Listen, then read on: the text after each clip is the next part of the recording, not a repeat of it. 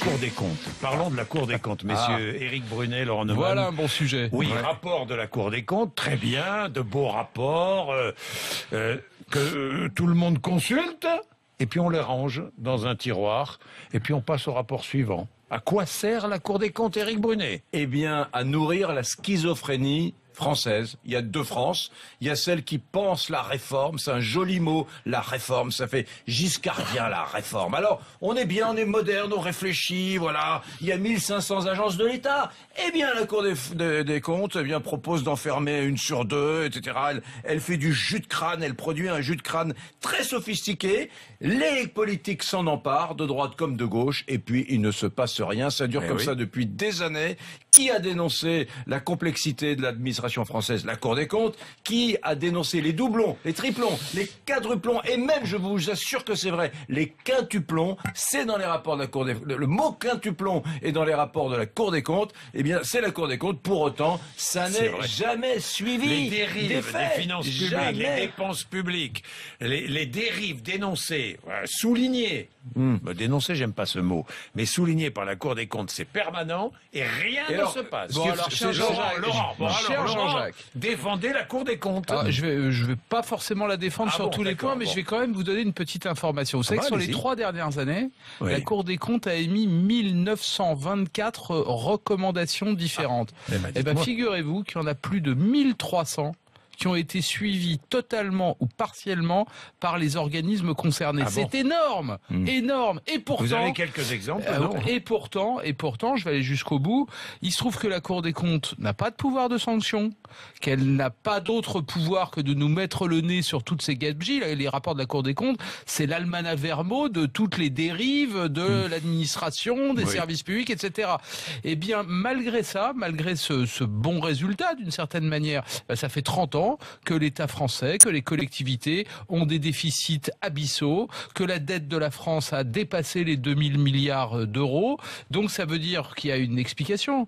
C'est que les recommandations qui sont suivies, c'est celles qui pointent des gabegies de quelques millions d'euros, mais celles qui portent sur des milliards, la plupart du temps, elles ne sont pas suivies. Et juste un mot, je termine. J'adore la Cour des comptes quand elle pointe les politiques publiques, quand elle évalue les politiques publiques. J'ai un gros doute, en revanche, sur la Cour des comptes lorsqu'elle se pique de nous dire ce qu'il faut faire. Pourquoi? Parce que les mesures qu'elle propose, et c'est pour ça qu'Éric Brunet trouve que la Cour des comptes est formidable, les mesures qu'elle propose sont toujours de nature libérale. Et peut-être que c'est pas forcément la bonne solution dans tous les cas de figure. Est-ce que ça sert à quelque chose? Oui, alors attendez. Est-ce que c'est utile? Juste une chose. Il vient de nous expliquer qu'en gros, les 2/3 des recommandations de la Cour des comptes sont entérinées, suivies des faits. Bon, non, totalement ou partiellement. Oui, totalement ou partiellement. Bon, que les institutions concernées s'emparent des rapports de la Cour des comptes les concernant, c'est vrai. Qu'elles changent un peu les choses, c'est vrai. Enfin, si les 2/3 des recommandations de la Cour des comptes étaient suivies depuis les 30 dernières années, la France s'appellerait pas la France, mais ça s'appellerait l'Allemagne. Bon,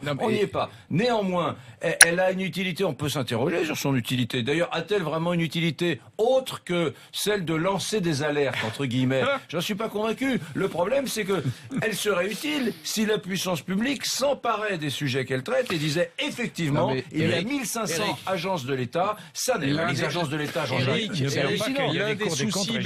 L'un des soucis, il est facile à comprendre, c'est que la Cour des comptes analyse après coup. Je vais vous prendre un exemple. Bercy a décidé de mettre en place un logiciel pour traiter par Internet toutes les fiches de paye de l'administration.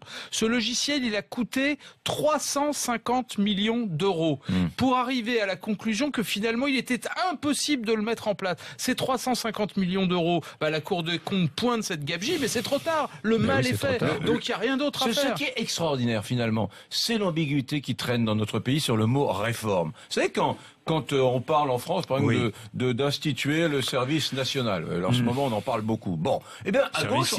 Service civique. À gauche, on appelle ça une réforme. Alors que c'est une idée nouvelle, enfin, une ancienne idée qu'on remet à la sauce actuelle, avec à la clé des centaines de millions d'euros pour la financer, mais une idée coûteuse, financée par le contribuable, à gauche, on appelle ça une réforme. Et ce qui gêne beaucoup ceux qui nous gouvernent, de gauche comme de droite, c'est que les réformes qui sont proposées par la Cour des comptes, c'est pas des réformes de ce genre-là, c'est des économies. Or, chez nous, la puissance publique a du mal à faire des économies, elle renacle, elle ne veut pas. On est dans la culture de moyens. Quand il y a un problème en France, il faut mettre des moyens. Alors que c'est absurde. Attendez, Eric, dans tous les pays d'Europe, on a compris qu'il à fallait... chaque J'ai fois- pas terminé. Dans tous les pays d'Europe, on a compris que quand il y avait un problème, il fallait le traiter et être efficace. Chez nous, non. Mais C'est mettre en face des moyens. Ça vous a pas échappé qu'à chaque fois qu'il y a une réforme, il y a une corporation dans la rue. Oui. Et d'ailleurs des corporations Ça, c'est privées sûr. comme publiques. Mais je le redis, la Cour des comptes intervient souvent en bout de course. Je vous donne un exemple. Le désamiantage de la fac de Jussieu. Oui, ah bah tiens. Budgété 180 millions d'euros.